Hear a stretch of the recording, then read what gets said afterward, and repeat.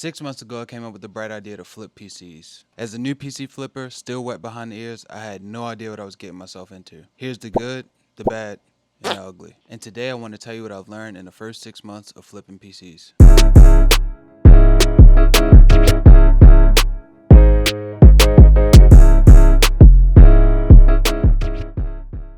Let's start with the bad. Number one, profit margins are never guaranteed.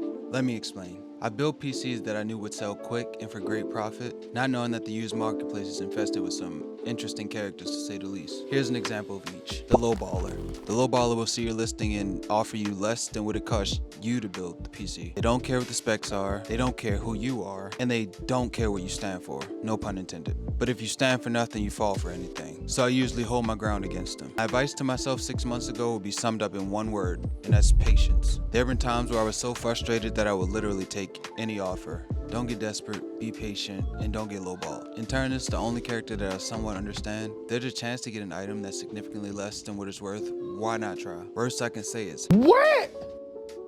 Yep. Man, look at, man, hell no.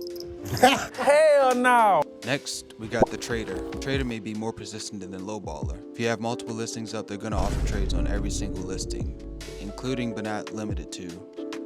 There's a list, hold on. Bikes, PlayStations both 4 and 5, Xboxes, Nintendo Switches, not the wine switches, but stay with me now. MacBooks, electric scooters, e-bikes with a deflated tire, whatever this is.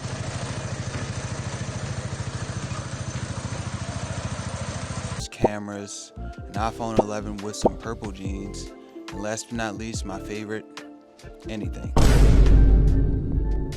Unless I want or need any of these things, I usually don't accept them, and I've never accepted them. But if you're a Hall of Famer level flipper, I'd say go for it, but I'm just here to sell PCs.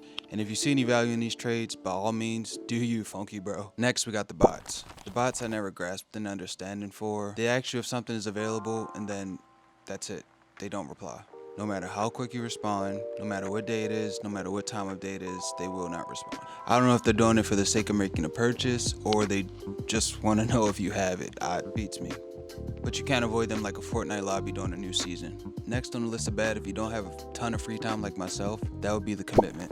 When I started flipping PCs, I figured it would be the best thing ever besides filmmaking. From searching under every rock on the internet for deals, Shit, you really dangerous for real. Should probably raise you up like a stud. planning builds, cleaning used parts, building the PC, stress testing the PC, benchmarking the PC, troubleshooting the PC, taking pictures of the PC, listing the PC, and responding to potential buyers all while doing that, this is literally a full-time job. Not to mention planning weekly uploads, shooting, editing, and even creating thumbnails for my YouTube channel. I easily spend more than 8 hours a day between all these tasks combined. Even if I didn't include YouTube, I'm still well over 8 hours. If you have the drive to do all that while getting lowballed simultaneously, you easily deserve 1,000 subs on YouTube. Last on the list in bad and ugly, the risk. This is by far the scariest part of flipping PCs because most of your major components like graphics cards and processors are usually used and always have a chance to be faulty. I counter this by shopping on eBay mainly because 1, my Facebook marketplace sucks, and 2, they usually have a good return policy. Okay, no more bad talk, let's get gooder.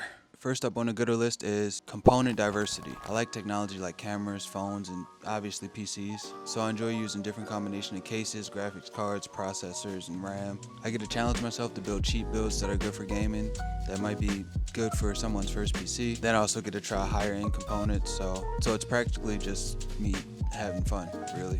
I notice the more I build, the better I get, and the more knowledge I get on components and how to troubleshoot certain things, so it's kind of a learning experience as well. I guess that can be like a bonus tip if you want to count that as to me.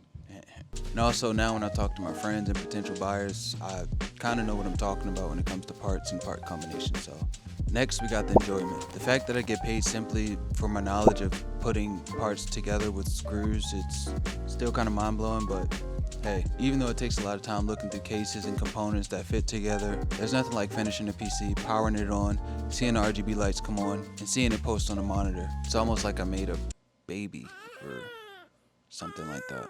Last but not least, we got potential earnings.